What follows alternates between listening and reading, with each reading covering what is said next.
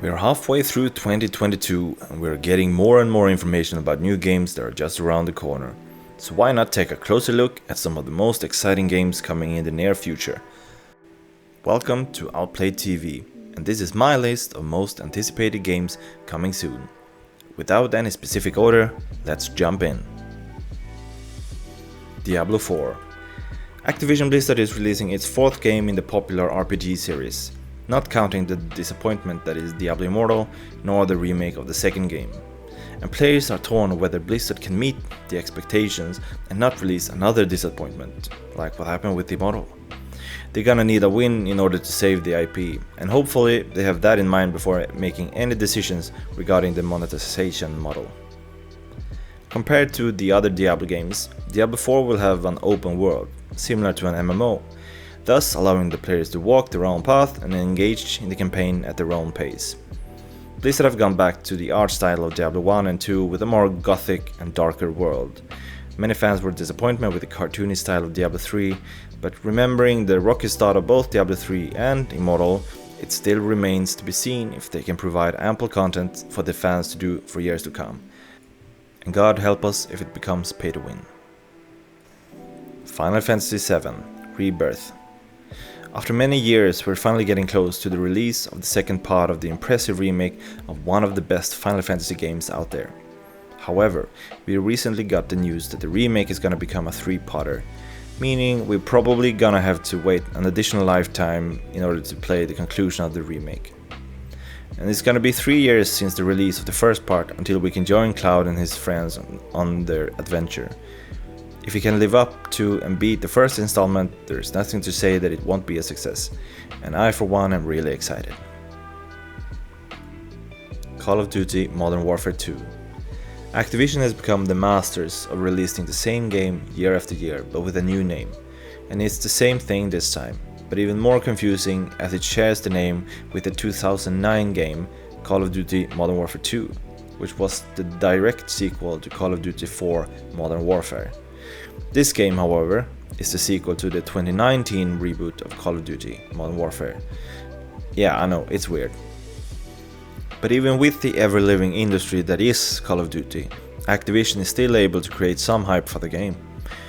The game appears to include a campaign and co-op modes as well as several changes to AI, physics and weapon customization.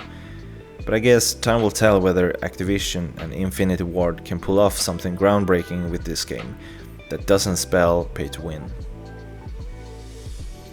Stormgate. A bunch of old Warcraft and Starcraft developers from Blizzard have started their own studio and are taking on the task to revive the RTS genre with Stormgate. Developed in Unreal Engine 5, the game promises high-resolution HD visuals in 4K, as well as hundreds of units and epic large-scale combat. The game will also include a single-player campaign, co-op missions, a tournament system, and an editor allowing players to create custom maps and minigames, which will extend the life of the game pretty much as long as the developers want to. And oh yeah, it's free. Saints Row. Saints Row is getting somewhat of a reboot of the franchise. While earlier titles have gone to the extreme when it comes to combat, customizations and wicked campaigns, the reboot appears to take a step back. Focusing on letting players create their own criminal empire, the game is trying to tell a more grounded story, for better or for worse. It's gonna be interesting to see how the developers balance the game to please both the fans of the craziness of the old games as well as the fans who prefer the more GTA style game. Gotham Knights.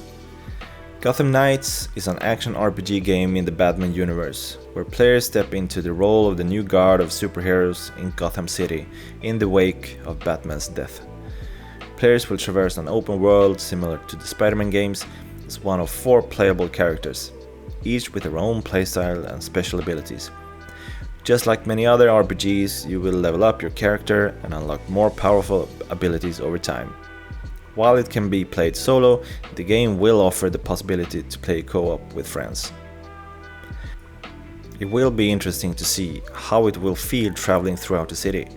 Depending on the size of the city, I believe it can be a make it or break it situation for the game if the open world aspect is going to be of importance, just like the Spider-Man games. Redfall.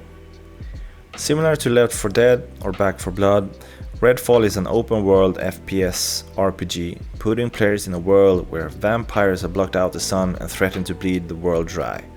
A group of survivors have squad up to get rid of this vampire apocalypse. Through single player or co-op, players will venture into a world of darkness and collect an arsenal of specialized weaponry, as well as upgrading their characters to suit their own playstyle to fight the monsters. And you will find plenty of them. The Invincible.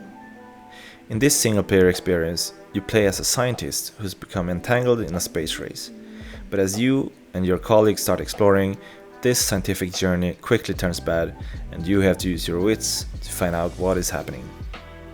Explore an unknown world in a retro-futuristic timeline using various tools to uncover its secrets. The game provides an immersive gameplay and a non-linear story which allows the player control of their own choices on if or how to interact with the world around them.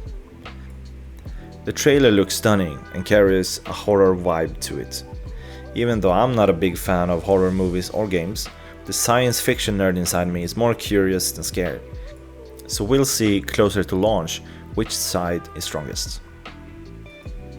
Ashes of Creation.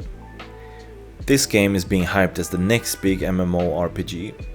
Ambitiously set out to create a unique MMO experience, Ashes of Creation is set in a world of high fantasy where player choices will shape and define the world around them. The game is structured around dynamic content. New quests and events will unlock, and cities will rise or fall based on the combined actions of the players. Built in Unreal Engine 5, Ashes of Creation will certainly look the part and hopefully make use of all the tech the engine has to offer. I have longed for a good new MMORPG for a while, and this certainly looks promising. What I'm most curious about is the combat system. If they can make combat feel responsive, challenging, but most important, intuitive, then this game has a lot of potential. Starfield. The long-awaited game from Todd Howard and Bethesda is just around the corner. Starfield is the first new universe in 25 years from the developers of Skyrim and Fallout. In this next adventure, players are set out to explore the stars. With next level customization, players will make their own characters, bases and starships to set out on an epic journey to answer humanity's greatest mystery. Players will be able to visit thousands of planets and encounter pirates and aliens alike as part of Constellation, a group of spacefaring explorers seeking ancient artifacts. If the game delivers all it promises, there is no doubt that this could be a terrific game, just like the former games of Todd and the studio. Let's just hope that it won't be released as an unfinished game. Do you agree with the list? What games are you excited for? Let me know in the comments below, and I'll see you soon with more gaming content here on Outplayed TV.